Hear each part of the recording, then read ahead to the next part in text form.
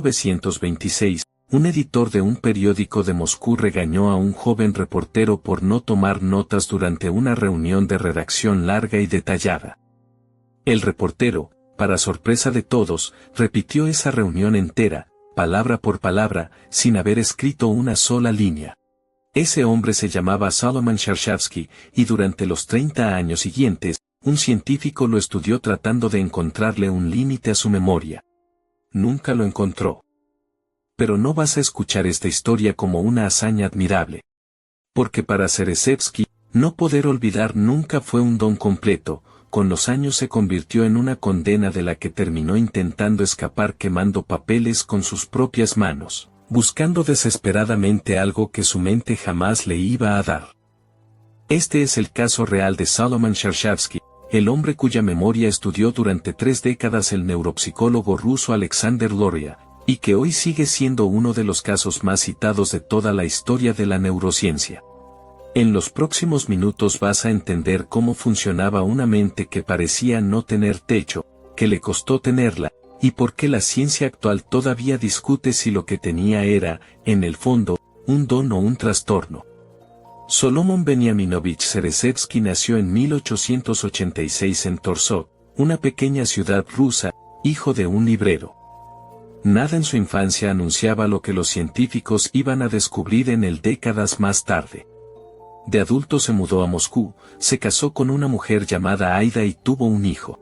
Vivían en un cuarto humilde, y durante años Cherchevsky fue apenas uno más entre los miles de reporteros que recorrían la ciudad buscando la nota del día.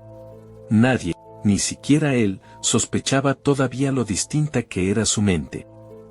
A mediados de la década de 1920 ocurrió el episodio que le cambió la vida. En una reunión de redacción, su editor le llamó la atención por no anotar nada mientras daba instrucciones largas para la próxima edición.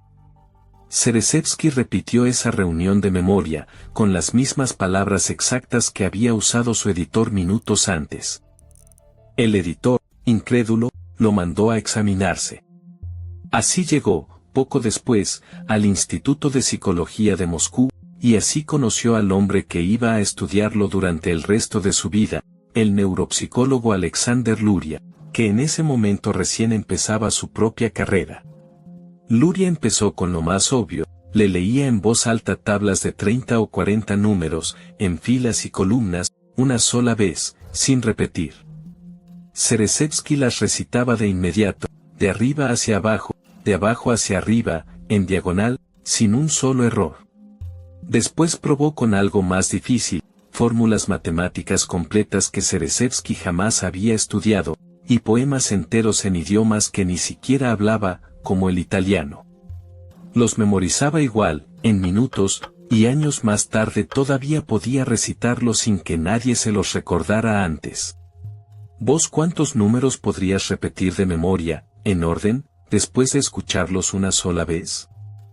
Lo más inquietante para Luria no fue la velocidad, sino la falta absoluta de un límite. Durante 30 años de pruebas, repetidas una y otra vez con material distinto, jamás logró encontrar el punto en el que la memoria de Cherchevsky finalmente fallara por sobrecarga. Ese límite, simplemente, no aparecía. A Luria le llevó tiempo entender el mecanismo real detrás de esa memoria. La respuesta, cuando llegó, resultó casi tan extraña como la propia hazaña. Cherchevsky tenía una forma extrema de sinestesia, a la que Luria llamó sinestesia quíntuple, en la que un solo estímulo activaba, al mismo tiempo, varios de sus sentidos. Cada sonido tenía, para él, un color, una textura, hasta un sabor. Podía ver una nota musical, probar el sonido de una voz, sentir el peso de una palabra en la mano. De un investigador que conoció, llegó a decir que su voz le parecía amarilla y desmenuzable, como arena tibia entre los dedos.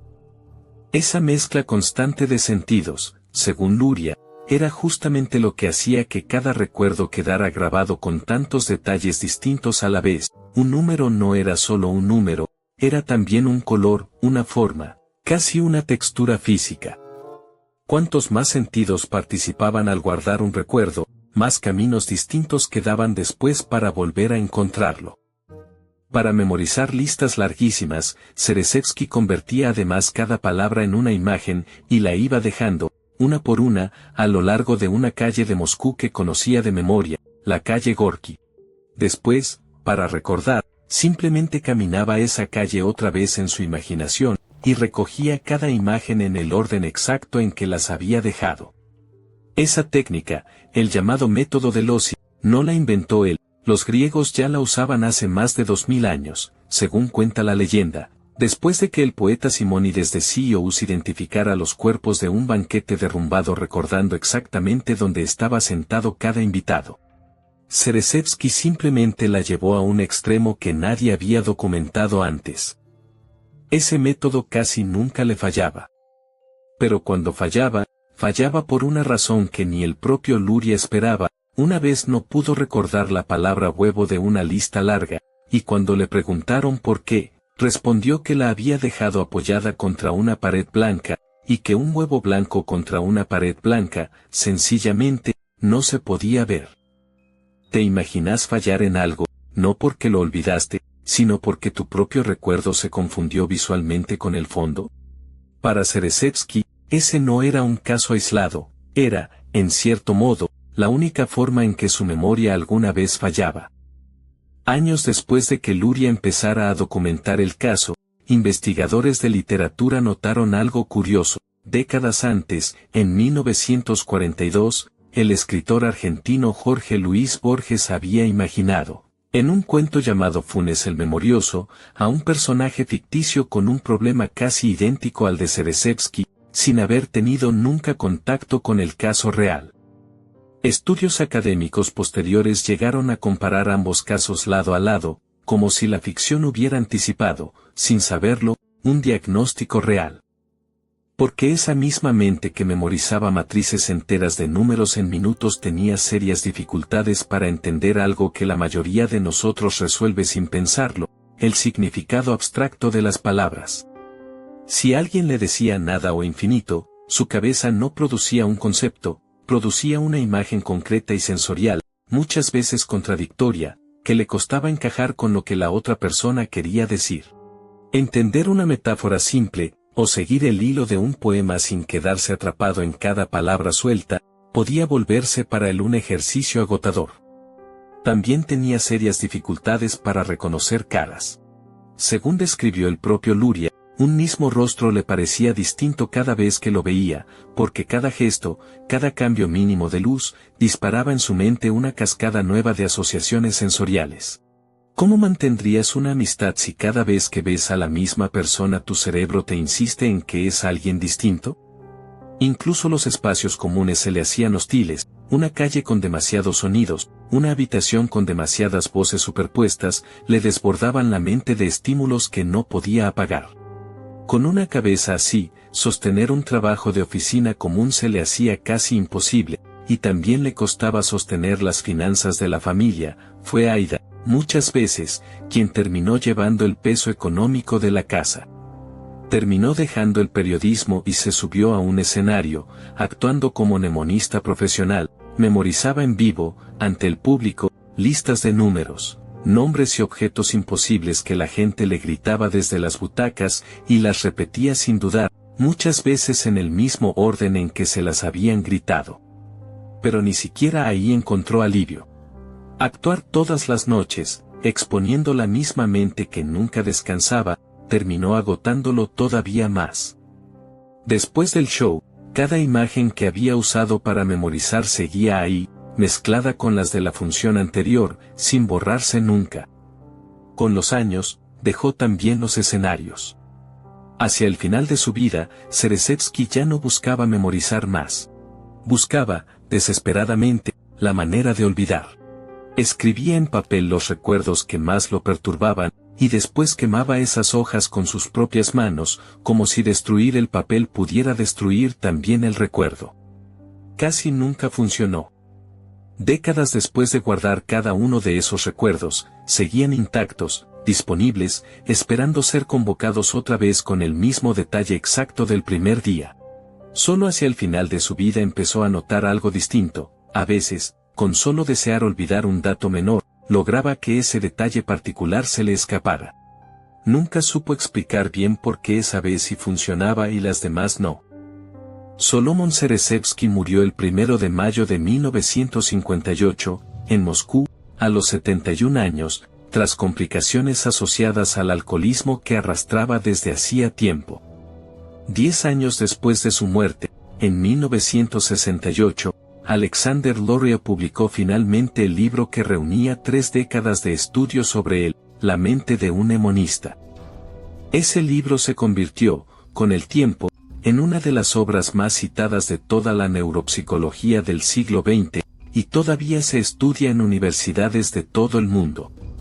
Pero la ciencia actual no se quedó ahí. Investigadores más recientes revisaron el caso completo de Zerzewski y encontraron señales que Luria, en su época, no tenía forma de nombrar. Hoy, algunos neurocientíficos creen que Zerzewski tenía, además de su sinestesia extrema, rasgos compatibles con el espectro autista, del tipo que a veces se asocia con habilidades excepcionales de memoria, pero también con las mismas dificultades que él mostró para pensar en términos abstractos y reconocer caras. Otros investigadores, en cambio, señalan que el estudio de Luria fue un caso único, sin un grupo de comparación real, y que hoy sería difícil de replicar con el mismo rigor. Y hay otro dato que lo distingue de casos más recientes de memoria extraordinaria, a diferencia de personas con hipertimesia, que recuerdan el detalle exacto de cada día de su vida pero no pueden memorizar información nueva a voluntad. Zerzewski sí podía hacerlo, de forma deliberada, con cualquier tipo de material que le pusieran enfrente. Eso todavía lo vuelve, para la ciencia actual, un caso prácticamente único en toda la literatura científica.